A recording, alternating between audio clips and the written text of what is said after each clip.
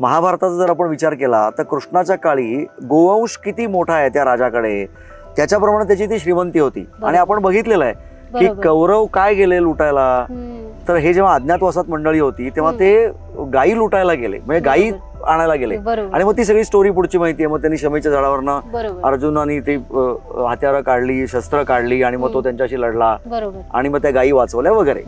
So गोवंश किती मोठा आहे त्याप्रमाणे त्या शेतकऱ्याची समृद्धी, म्हणजे पुन्हा आपण समृद्धीपाशीच बोलतोय, जमिनीची समृद्धी, ती जमीन श्रीमंत असणं. आणि मग मधल्या ह्याच्यामध्ये काय झालं की आमच्या जमिनी विभागल्या गेल्या, भाऊ विभक्त झाले, जनावरं कमी झाली, शेणखत मिळायचं कमी झालं आणि मग रासायनिक खतांनी त्या सगळ्या गोष्टींची जागा घेतली. फार्म रेसिड्यूज कमी झाले. आम्ही बघितोय म्हणजे आता ऊसामध्ये खूप क्रांती झालेली आहे की पाचट ठेवा, पाचट टिकवा व्हायला लागलंय.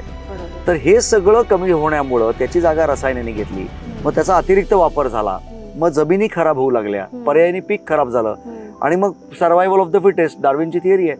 आणि मग कीड काय येते तर ते निकृष्ट आहे म्हणून कीड येते, सशक्त झाडावरती कीड येणार नाही असा आमचा सेंद्रिय शेती करणाऱ्या सर्वच शेतकऱ्यांचा दावा आहे. आणि मग तो कुठेतरी तो फोल ठरायला लागला आणि मग शेती परवडेनाशी झाली. असं ते दुष्ट चक्र आहे.